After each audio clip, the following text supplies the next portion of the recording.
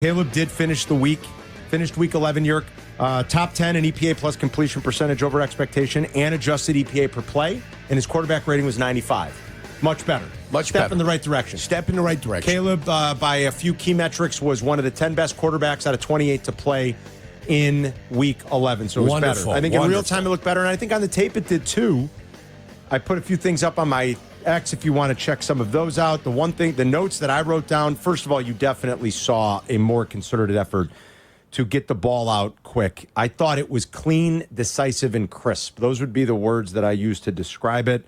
They did not take a lot of deep shots before the fourth quarter when they had to on that last drive. There was the completion to Kmet, which was great. He attempted to take a big chunk down the field to Keenan Allen, maybe a little risky into it, but you know what? I like tight window throws, so I can't be a hypocrite. I always say you can't thrive in this league as a quarterback without a tight window throw. That's right. You got to be able to put the ball where it needs to be. He took a shot into a tight window. It was incomplete. But other than those two, there wasn't a lot down the field. The first three quarters, Jurko. Yeah. I will tell you that minus those two throws, and you're going to see it in the stats here, those first three quarters in week 11, Caleb was quarterback 23 out of 28 in ADOT. It was just 5 yards. His ADOT in the fourth quarter, especially because that last drive when they had to throw, his ADOT in the fourth quarter was the 11th highest of the week. It was almost 11 yards, so it more than doubled. But here's my point of all that. Even though they didn't throw it deep a lot in that first half, in those first three quarters, they found chunk plays by Caleb going through his reads, getting the ball out on time to receivers in space. And I put a few examples of that on X. It was 1, 2, 3, 1, 2, 3 out, 1, 2, 3 hitch out. Like it was much more clean and decisive. And even when he ran, crisp. It was crisp. Yes. And even when he ran, minus like the zone read stuff, and I know you talked about that. Like they brought some of that element back. It could be useful. RPO. It could be useful. Well, it could be useful. You put it on film. They've got to be honest on the outside. That's what it's useful for. Right. And then that could then theoretically open up some lanes for your running game. Right. Some of the runs, though, were a product of Caleb, I think, holding the pocket until the last second and then not going side to side, but stepping up and going forward.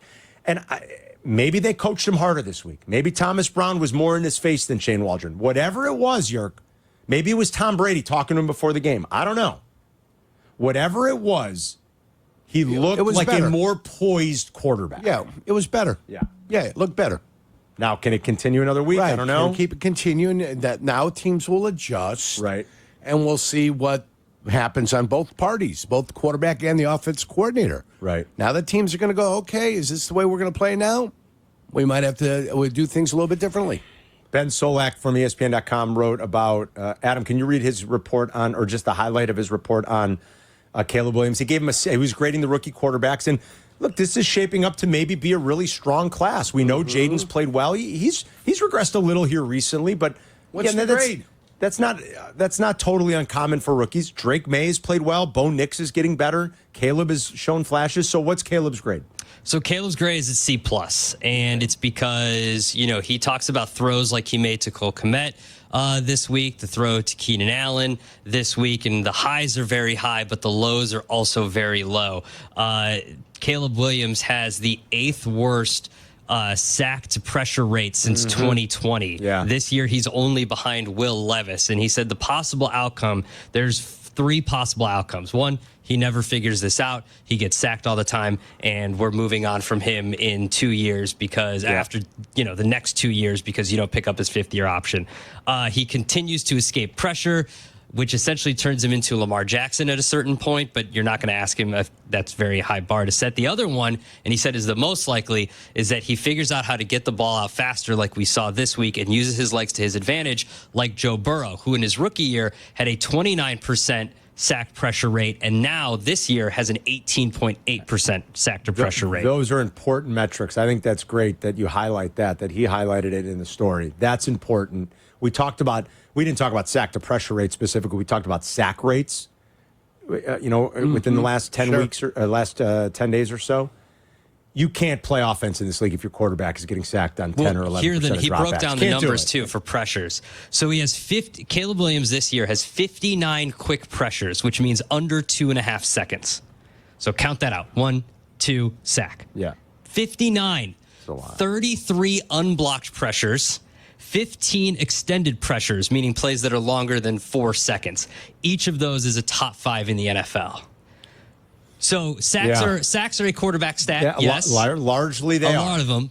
But at the same time, 33 unblocked pressures and 59 quick pressures, which are less than 2.5 seconds. Yeah. So short of getting the ball out in less than 2 seconds, he's getting sacked. Look, it dropped this week to. I mean, it was ugly here, guys, for a while. It was 11. It was 12. I'm sorry. It was 11%, 13%, 23%. And then this week it dropped below 10. It dropped to 8. That's still too high. It's got to be. You can live with 6. The elite quarterbacks, the Bradys, the Mannings, the Marinos of the world, historically, the Rodgers, the Mahomes, are at about 3.5 to 4. That's where you want to be. Everything perfect. You want your quarterback having a sack percentage by the end of the year somewhere around 3.5 to 4%. 4 You're of every great. 100 dropbacks. There you go. You're great. Your offense is officiating. Not efficient. 23 out of 100. No. You're You're ahead of the sticks. You're not behind. You can't survive you can get away with 7-8%. Not bad. You still probably be a pretty good quarterback.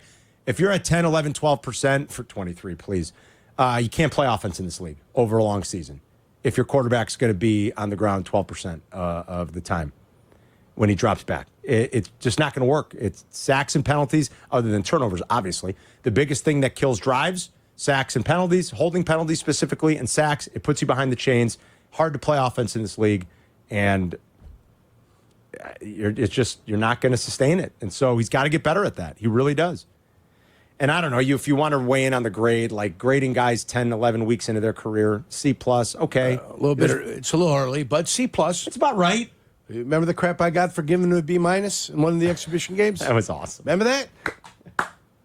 I still love it. How come you can't give him any credit? You rain on our parade. Jurko. Why can't you give him credit? I'll never forget it. Oh, boy. I'm driving to the Taste of Elmwood Park. I'm like, here goes a gem. My heavens. It's so good. All right, let's start taking some Bears calls here. What do you think about the grade for Caleb? Do you agree with some of the critique and criticism? I think all of what Solak wrote is fair. I think the numbers are important. I think he started to show you this last week that he took a step in the right direction. That number's got to be below 10%, got to be below 9%. 312-332-3776. It's Carmen and Jurko. We'll be right back.